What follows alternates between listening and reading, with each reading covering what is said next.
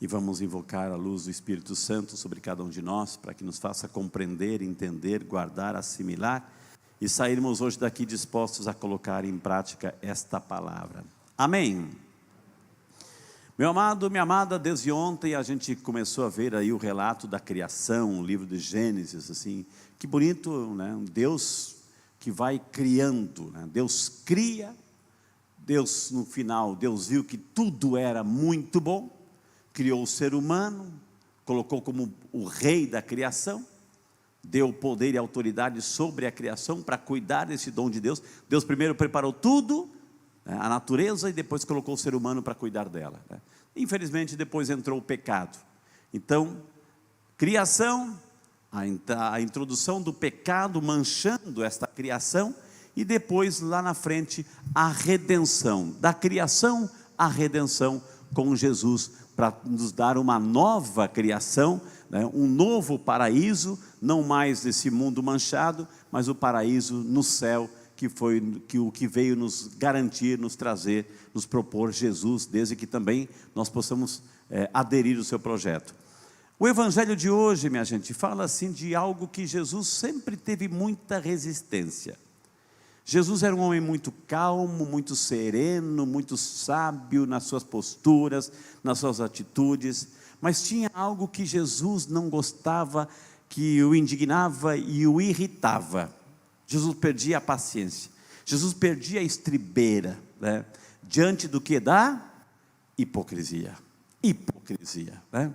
E hoje a gente tem um caso aqui, mais um caso desta animosidade entre Jesus e os fariseus. Por quê?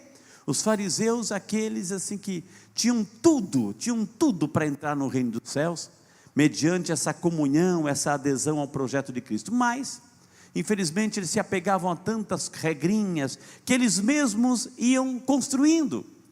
Não seria regra de Deus, que Deus determinou, não, eles iam construindo, daqueles mandamentos aqui que Deus colocou, eles iam construindo outros, sempre com interesse deles, interesse do grupo, interesse pessoal.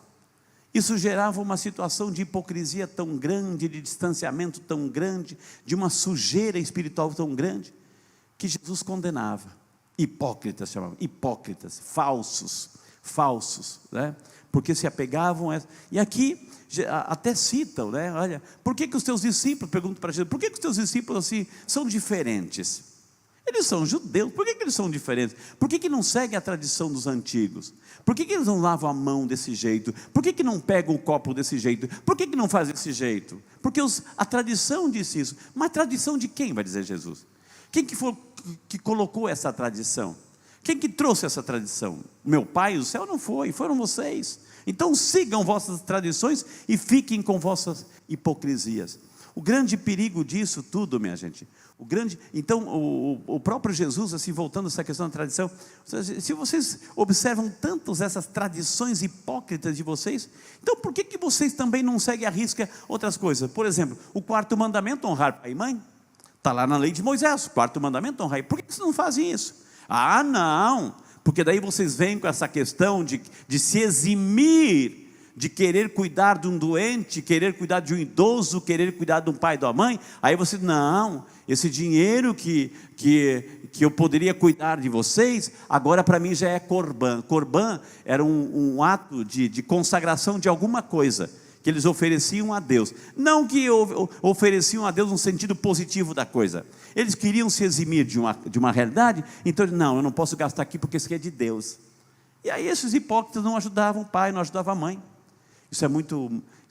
Gente, é uma situação para nossa, é a nossa situação, a nossa vida, nosso dia a dia, etc.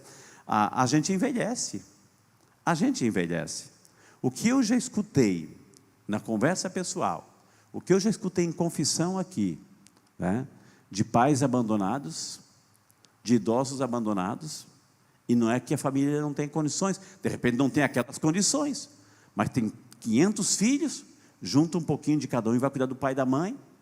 Ou seja, a lei do Corban ela existe até hoje. Não, é porque e deixa o pai e a mãe abandonado. Então cuidado com o mandamento, hein?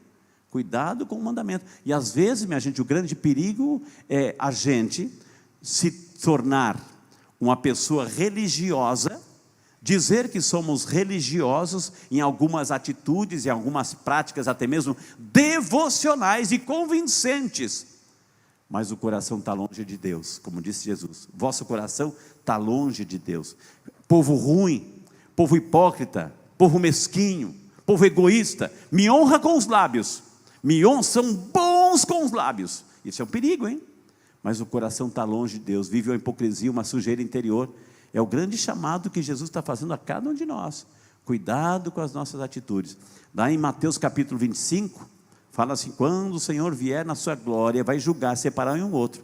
E vai dizer: olha, vinde a mim, por quê? Porque eu tive com sede, fome, nu, preso, doente, enfim, e você fez alguma coisa. Afastai-vos de mim, você que não fez nada, porque eu tive com fome, sede, né? E você não fez nada. Mas quando, Senhor? Cada vez que deixaste de fazer o bem a um desses meus irmãos menores, foi a mim que você não fez. Cada vez que você fez, foi a mim que você fez. Ou seja, o critério nosso, presta atenção, o critério nosso no julgamento não é, muitas vezes, pelas práticas religiosas, hein? Não é e não vai ser pela prática religiosa que a gente tem. Os fariseus tinham prática religiosa fantástica, eles davam de 10-0 em qualquer um de nós. Eles davam de 10-0 em qualquer um de nós aqui presente, de tão observante que eles eram, à risca a lei.